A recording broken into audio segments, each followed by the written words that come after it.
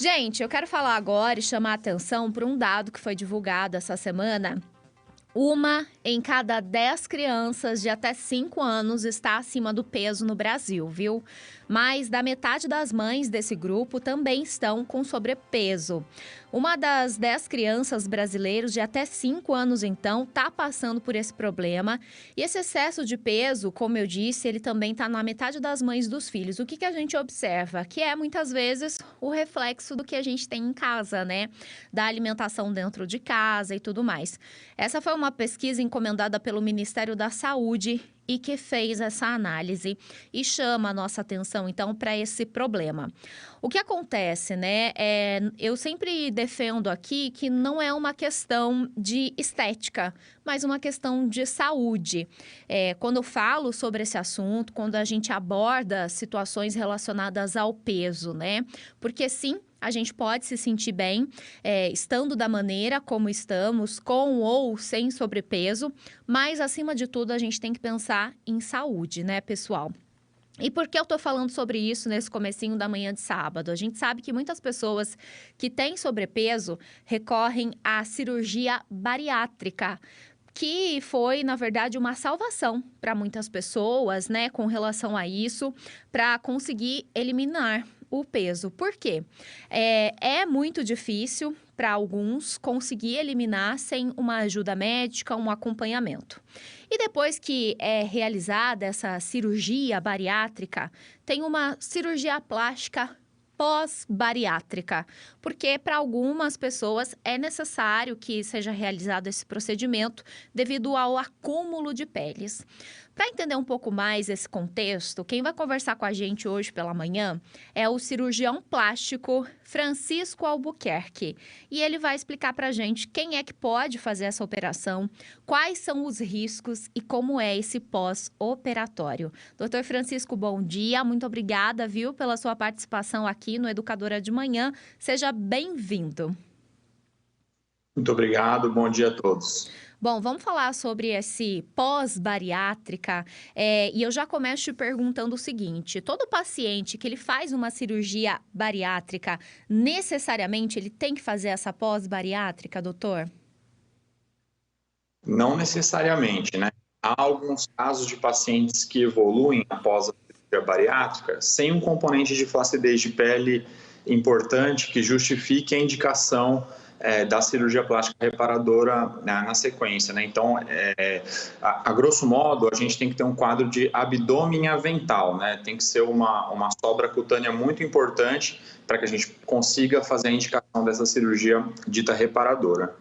E falando, então, nessa cirurgia reparadora, eu acredito que tantas pessoas que estão nos assistindo, nos ouvindo nesse momento, já viram, né, algum paciente, alguma pessoa próxima que fez a bariátrica, perdeu muitos quilos e teve esse acúmulo de pele, né? A gente vê, inclusive, na internet, vários vídeos de pessoas que estão nesse processo de emagrecimento e que mostram, né, esse acúmulo de peles e essa flacidez. Então, eu queria que o senhor explicasse, né, quem pode fazer essa operação e depois de quanto tempo que é realizada a bariátrica, por exemplo, que a gente pode fazer essa cirurgia plástica? Porque a gente sabe que tem aí um certo processo de emagrecimento. Às vezes as pessoas ficam até ansiosas para querer operar logo, tirar essa pele, mas tem que ter um tempo, doutor? Exatamente, né? Então a gente preconiza que haja uma estabilização do peso corporal por pelo menos 6 meses antes da gente programar o início das cirurgias plásticas pós-bariátricas, né? Isso costuma acontecer em torno de 1 ano após a cirurgia bariátrica. A gente já observa essa estabilização de peso na maioria dos pacientes e assim a gente pode dar início ao planejamento das cirurgias reparadoras. Doutor, outra coisa, quando a gente fala em cirurgia, sempre há um grande receio com relação a riscos. E como é esse pós-operatório? Então, a gente passa por um procedimento cirúrgico, um primeiro momento, falando sobre a bariátrica, e aí tem a pós-bariátrica. Eu queria que o senhor falasse sobre os riscos e também sobre como é esse pós-operatório. Bom, os riscos são aqueles inerentes a todas as cirurgias, né, somados aos riscos que são exclusivos dos pacientes pós-bariátricos, né? Devido ao desvio de trânsito intestinal e a restrição gástrica que esses pacientes sofrem pela ação da cirurgia bariátrica, eles não absorvem tão bem algumas vitaminas, proteínas e minerais presentes na dieta. Isso se reflete na pele deles. Então, são pacientes que têm muita tendência a fazer flacidez. Mesmo após operar, a gente nota nova flacidez nesses pacientes. Mesmo aquela flacidez tratada, ela pode recidivar, ela pode acontecer novamente no paciente. E os riscos que a obesidade deixa como sequela, aqueles riscos que não são reversíveis através da bariátrica, né? Então, por exemplo, os vasos são muito mais calibrosos pós-bariátricos, e isso pode incorrer em algumas complicações que são exclusivas desse tipo de paciente.